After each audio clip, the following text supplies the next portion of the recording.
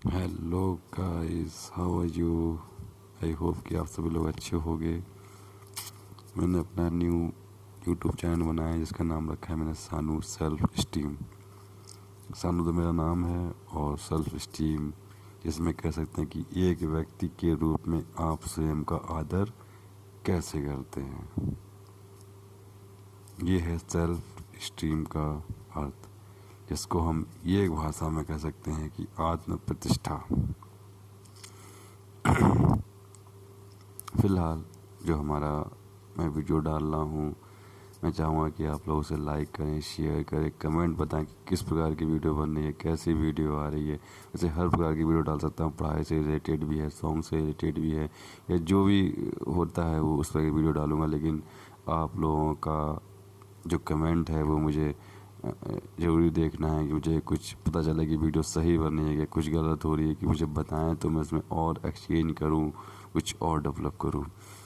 अभी मैं बना रहा हूं फिजिकल एजुकेशंस पे वीडियो, जिसमें फिजिकल एजुकेशन के बारे में ही आप लोगों को ज़्यादा इन्फॉर्मेशन दूंगा। थोड़ा सा पढ़ाई से रिलेटेड है जिसमें पहला टॉपिक हम स्टार्ट कर सकते हैं। कह सकते हैं कि शारीरिक संरचना एवं स्वस्थ अनुवांशिक की, जिसका पहला एक छोटा सा जो टॉपिक रहेगा वो रहेगा कोशिका, जिसको कहते हैं सेल। जिसमें कह दिया है, पहला क्वेश्चन है, खाद्य अणुबंधु की ऊर्जा से बने उच्च ऊर्जा वाले यौगिक को जो हमारी कोशिकाएं में छोड़े और रखे जाते हैं, मतलब छोड़े भी जाते हैं और रखे भी जाते हैं, निम्नलिखित में से क्या कहा जाता है। उनको कहा जाते हैं एडिनो डाइफॉस्फेट। इसकी अगर समरी पढ़ सकते हैं तो जो कह सकता है जो हमारी कोशिका में छोड़े और रखे जाते हैं उनको कहते हैं एडिनो ट्राइफॉस्फेट। जिसमें दूसरा क्वेश्चन है, ग्लूकोजेनिस की प्रक्रिया में निम्नलिखित में से किन ग्लूकोज का निर्माण होता है। इसमें 4 ऑप्शन दे रखे हैं। जैसे कि पहला ऑप्शन है आपका, सॉरी थोड़ा सा हिल रहा है, कार्बोहाइड्रेट, अमीनो एम, बस ये एम और विटामिन। लेकिन ग्लूकोज की जो प्रक्रिया है वो मेन होती है अमीनो अम्ल और विटामिन पे, ना कि कार्बोहाइड्रेट और बस ये मेन। तो इसका ऑप्शन होगा बी और डी, अमीनो अम्ल एंड विटामिन। आते हैं नेक्स्ट क्वेश्चन की। मानव शरीर में रक्त होता है, सभी को पता है रक्त होता है, लेकिन रक्त में भी एक प्लाज्मा होता है। उस प्लाज्मे का प्रतिशत पूछा है, 45%, 55%, 35% एंड 60%। आई होप, मैं सोचता हूँ कि 50% होना ही चाहिए। आइए इसको देखते हैं। यहाँ पे बिल्कुल ठीक है, कह रखा है इसमें कि रक्त प्लाज्मा में रक्त का पीला तरल पदार्थ, जो प्लाज्मे का जो रंग है वो पीला तरल पदार्थ होता है, जो सामान्य रूप से रक्त और रक्त कोशिकाओं में रहता है। ये शरीर के कुल रक्त का 55%, शरीर में जो कुल रक्त होता है, मान लीजिए 100% है तो उसका 100% का 55% क्या होता है, प्लाज्मा होता है। अब भाई जो 50% प्लाज्मा है रक्त में, जिसका रंग पीला होता है, यानी पूरा सपोर्ट है उसका, रक्त में आधा प्लाज्मा होता है। चलिए आते हैं अगला क्वेश्चन पे। थोड़ा सा हिल रहा है, उसके लिए सॉरी, कोशिश करूँगा कि आगे से ये ऐसे ना हिले, कोशिश करूँगा। हृदय वाहिनी में किस हिस्से में रक्त के बहाव की गति सबसे कम होती है। कोशिका, हृदय वाहिनी, आप सोचें हृदय वाहिनी, हृदय से जो कोशिकाएं निकलती हैं, तो रक्त जो ले जाने का काम करती हैं, तो उस हिस्से में जो रक्त का बहाव, जो रक्त का जो आदान प्रदान चलना फिरना होता होगा, बहाव होता है, फ्लो जिसे बोलते हैं, वो है कोशिका। सबसे कम कोशिका बनता है। इसकी समरी पढ़ सकते हैं, समझ में आ जाएगा। हृदय वाहिनी की कोशिका हिस्से में रक्त का बहाव सबसे कम होती है। रक्त प्रवाह की दर या वेग रक्त वाहिकाओं में कुल पार अनुभवी क्षेत्र में भिन्न होती हैं। जैसे कि जहाज़ों में कुल क्रॉस सेक्शन क्षेत्र बढ़ता है, प्रवाह का वेग कम हो जाता है। कोशिकाओं में रक्त का प्रवाह सबसे धीमा होता है। मेन यहाँ पे क्वेश्चन ये कि कोशिका में रक्त का प्रवाह सबसे धीमा होता है, वही किसमें, हृदय। कौन सी कोशिका में सूक्ष्म जीवों से बचाती है। एरिथ्रोसाइट, न्यूट्रोफिल, लाल कोशिकाएं, उपरोक्त सभी। इसका सही जवाब है वो ये है न्यूट्रोफिल। अब क्या है न्यूट्रोफिल, आइए इसके बारे में जानते हैं। न्यूट्रोफिल कोशिका हमारे सूक्ष्म जीवों से बचाती है। न्यूट्रोफिल जिसे न्यूट्रोसाइड के रूप में भी जाना जाता है, न्यूट्रोफिल का दूसरा नाम न्यूट्रोसाइड भी है। सबसे अधिक प्रकार के ग्रैनुलोसाइट हैं और अधिकांश स्तनधारियों सफ़ेद रंग कोशिकाओं प्रचुर 70 से 60% प्रकार फिर जन्मजात परिसर प्रणाली में अनिवार्य हिस्सा बनाते हैं। इनका कलर वाइट होता है। ये सूक्ष्म जीव हैं और इसमें कोशिका ये और होती है, छोटे बच्चों में पाई जाती है। एक मिश्रण जो सभी जीवित कोशिकाओं में पाया जाता है और ऊर्जा परिवर्तन की मुख्य भूमिका निभाता है। ग्रेनम, एडीपी, क्लोरोफिल या एटीपी जो सभी जीवित कोशिकाओं में पाया जाता है। आइए इसके आगे पढ़ते हैं। एटीपी में से सभी जीवित कोशिकाओं में पाया जाता है। ये ऊर्जा परिवर्तन की मुख्य भूमिका निभाता है, अर्थात यह सभी जीवों की कोशिकाओं में ऊर्जा का वहन का संग्रह होता है। एटीपी बहुत है, मरे इंसान के अंदर कभी एटीपी नहीं होता है। कोशिका में ऊर्जा उत्पादन के सक्रिय गुण स्थान,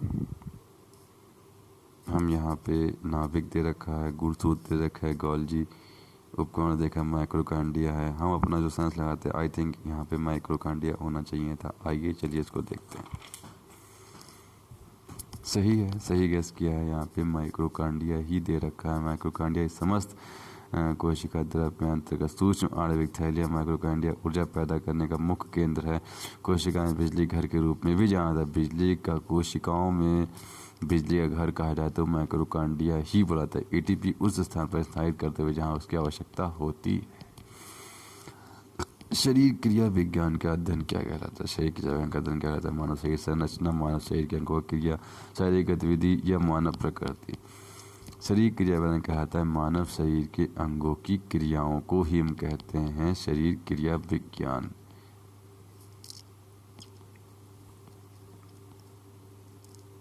इसके समझ पर शरीर क्रिया विज्ञान मानव के सभी अंगों की क्रिया का अध्ययन, सभी क्रियाओं को मानव के जो शरीर अंग होते हैं उनसे क्रिया, हाथ पैर का चलना, लंस का चलना या हाथ का खेलना कूदना और आँखें चलना, ये सब क्रिया ही हैं। हृदय तो अपना चल ही रहा है, लेकिन इसमें भी ऐच्छिक अनैच्छिक आता है। कुछ अपनी मर्जी से चलती है, कुछ इच्छा से चलती हैं, कुछ अपनी मर्जी से चलानी पड़ती है, कुछ अप्रुत चलती ही रहती हैं। तो ये क्रिया विज्ञान ही कहलाता है आपका शरीर क्रिया अंगों क्रिया। मानव शरीर के किस कोशिका को ट्रैफिक पुलिस के नाम से आता है? Golgi coy. गोल्जी का है क्या है? गोल्जी का संबंध कोशिका रासायनिक क्रियाओं के विशेष स्वभाव में क्या था? यह गोल्जी का प्रोटीन सॉफ्ट के सेकंड में अंश भी करता है। कोशिका में उत्पन्न हुए श्राप गोल्जी को एकत्र होते हैं और कोशिका तक ले जाकर वाहन को छोड़ दिया जाता है। इसे ट्रैफिक पुलिस कहा जाता है। दो जेड लाइनों के मध्य दूरी को कहा जाता है। ये दो जेड लाइनें अपने बॉडी में ही ये दो जेड लाइनें होती हैं, कोशिकाओं में होती हैं। तो जो उनके बीच की दूरी होती है उसको सार्कोमेयर कहते हैं। ये डाइट 2014 में क्वेश्चन आया। दो जेड लाइनों के बीच की दूरी को कहते हैं सार्कोमेयर कहते हैं। कोशिका नियंत्रण का केंद्र, कोशिका नियंत्रण का केंद्र क्या है? वो सब कोशिका नियंत्रण का केंद्र जो है उसमें न्यूक्लियस है,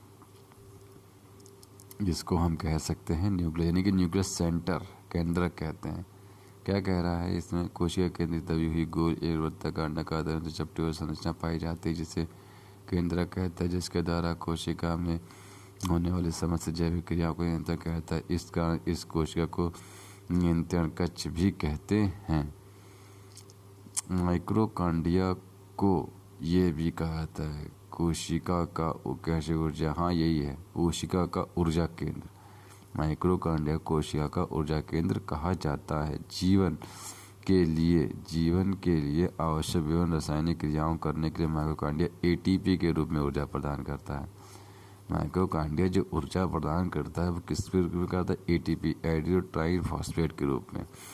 एटीपी कोशिका की ऊर्जा है। एटीपी ही कोशिका की ऊर्जा है जो प्राप्त करता है माइक्रोकांडिया। शरीर नए रासायनिक यौगिक को बनाने के नियंत्रण कार्य के लिए एटीपी में संचित ऊर्जा का उपयोग करता है। इस प्रकार से माइक्रोकांडिया को कोशिका की शक्ति ग्रह एवं कोशिका को बिजली घर भी कहा जाता है। चलिए बढ़ते हैं दूसरे क्वेश्चन की ओर,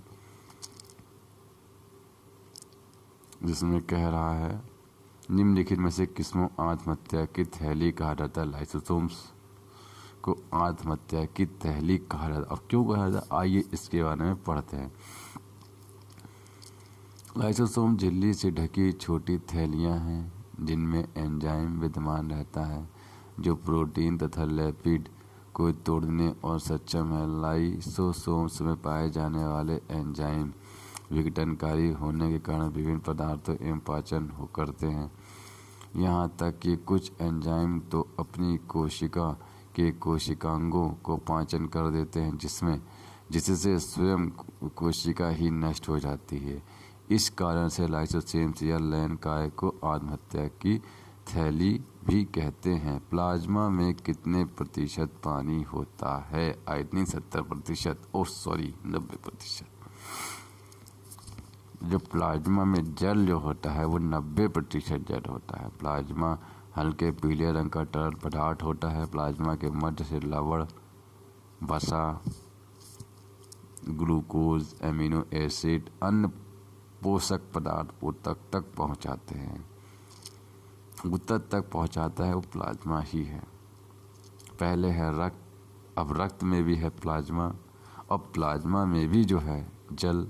अब वो कितने परसेंट है? वो 90% है। प्लाज्मा में 90% जल, प्रोटीन 8% और लवण 10% है, जिसमें 0.9%। तो आगे से सभी लोग ध्यान रखेंगे ट्रिप।